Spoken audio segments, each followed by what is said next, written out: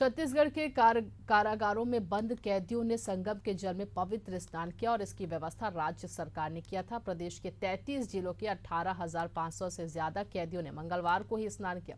इन सभी के लिए डिप्टी सीएम विजय शर्मा त्रिवेणी संगम का 150 लीटर जल अपने साथ लाए थे। और ऐसा करके एक ओर जहां राज्य सरकार कैदियों के पाप धो रही है, तो वहीं कांग्रेस ने सियासत शुरू कर दी। विधानसभा में नेता प्रतिपक्ष डॉक्टर चरणदास महंत ने क्या कहा, देखिए ये खास रिपोर्ट।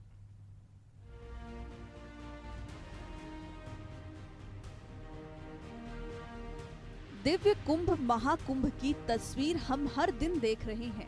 आज महाकुंभ का समापन भी हो रहा है।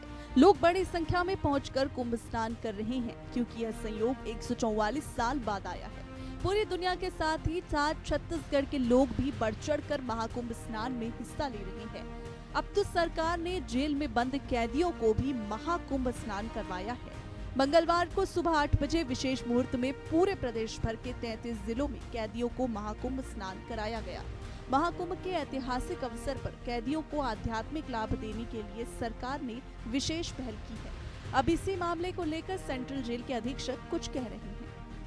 जी, माननीय उप मुख्यमंत्री महोदय जी श्री विजय शर्मा जी के प्रयास से कुंभ क्षेत्र से त्रिवेणी संगम का जल केंद्रीय जेल रायपुर के लिए मंगाया गया था, जिसमें लगभग सभी बंदियों ने कुंभ स्नान का अवसर प्राप्त किया है। बंदियों में इस कुंभ स्नान के लिए उत्साह था और वो इसके माध्यम से एक अध्यात्म की तरफ अग्रसर होते हैं तथा उनको जेल में भी रहकर कुंभ स्नान का अवसर प्राप्त हुआ और उनको इससे मानसिक शांति प्राप्त। उप मुख्यमंत्री विजय शर्मा ने गंगा जल से स्नान करने की पहल की थी। उनका कहना है कि गंगा स्नान का उद्देश्य सही होता है।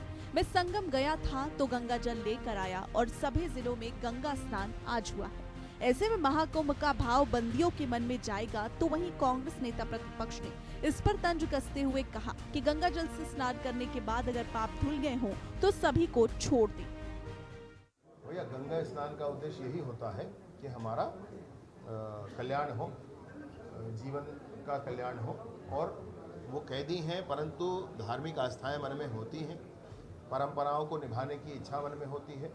ये लंबे समय से हजारों वर्षों से चली आ रही हमारी सांस्कृतिक धरोहर है, तो इसमें इसमें सबको मिल जाने की इच्छा होती है। और इसलिए गंगा जल में गया था संगम, तो गंगा जल लेकर के आया हूँ। और सभी जेलों में हमारे पूरे 5 हमारे केंद्रीय जेल हैं, 8 हमारे जिला जेल हैं और 20 हमारे जिला जेल हैं और 8 हमारे उप जेल हैं।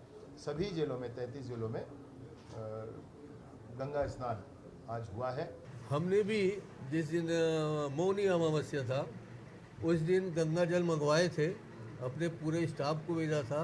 25 लीटर गंगा जल बुलवाए थे और उस गंगा जल को हमने अपने नहाने के बाल्टी में डाल के उससे नहा लिया, तो हमारा पाप तो ही धुल गया। इसी तरह से हमारे रिश्तेदार या मित्र सबको भी गंगा जल से नहलवा चुके हैं। तो जैसे हमारा पाप धुल गया गंगा नहाने से, आपका पाप धुल गया गंगा जाने से, तो पापियों का जो जेल में भर्ती है रजिस्टर्ड पापी, उनका पाप अब धुल गया है, तो उनको छोड़ने की व्यवस्था की जाए, ये मेरा मांग है। इस पहल से जेल में बंद कैदियों को एक नई ऊर्जा और सकारात्मकता का अनुभव हुआ।